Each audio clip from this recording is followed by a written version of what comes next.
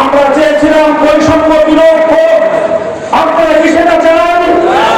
আমরা চেয়েছিলাম ফ্যাসিবাদের দুয়ার বন্ধ হোক, আপনারা কি সেটা চান?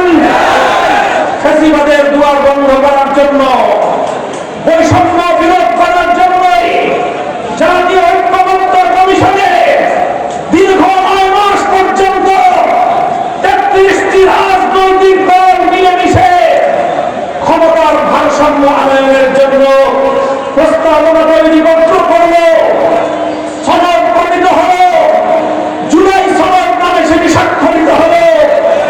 যেই জুলাই সনদের মাধ্যমে একক প্রধানমন্ত্রীর ক্ষমতায় ভারসাম্য এনে কিছু ক্ষমতা রাষ্ট্রপতির হাতে।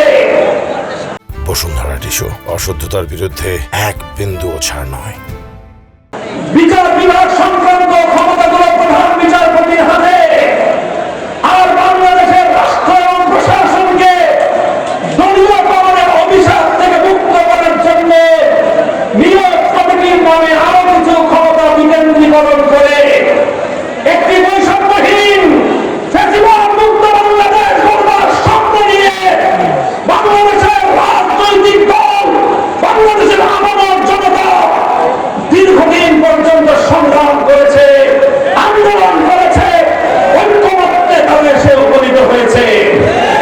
দুর্ভাগ্যজনক ভাবে যখন সেই জুলাই সনদ স্বাক্ষরিত হবে এবং ঐক্যমতের ভিত্তিতে আগামী সুন্দর বাংলাদেশের জন্য নতুন একটি রাজনৈতিক বন্দোবস্ত গড়ে উঠবে, সংবিধান সংস্কারের মাধ্যমে নতুন বাংলাদেশের দিকে বাংলার মানুষ যাত্রা করবে, ঠিক সেই সময় বিএনপি অন্তর্বর্তীকালীন সরকারের ঘাপটি মেরে বসে থাকা তাদের কিছু চাকরিদারের ভোটারের সঙ্গে হাতের অন্ধকারে চুক্তি করে সংসদ ভবনের দক্ষিণ প্লাজায় অন্তহীন প্রতারণার মাধ্যমে জুলাই সনদকে কলঙ্কিত করে দিয়েছে।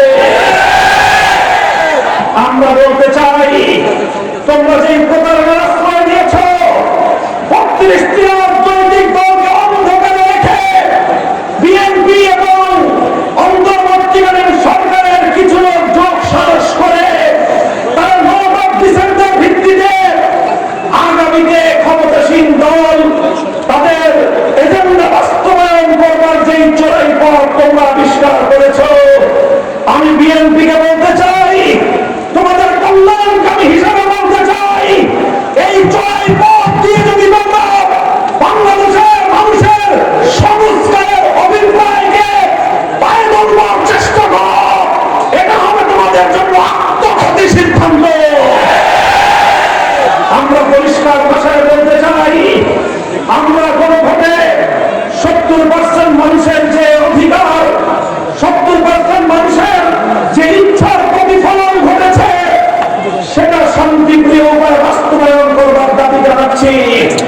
যদি বর্তমান সরকার সেটা করতে ব্যর্থ হয়, আমি আজ ময়মনসিংহের এই কৃষ্ণচূড়া চত্বর থেকে পরিষ্কার বলতে চাই, 1970 সালে স্বৈরাচারী পাকিস্তানি গোষ্ঠী তারা যেভাবে বাংলার মানুষের ভোটাধিকার মানতে চায় নাই, যেমনি ভাবে শেখ হাসিনা স্বৈরাচারী সরকার বাংলার মানুষের ভোটাধিকারকে হরণ করেছিল, বাংলাদেশের মানুষের ভোটাধিকার নিয়ে ছিনিমিনি খেলে এদেশের মানুষের কাছ থেকে তাদের অধিকার কেড়ে নিয়েছিল।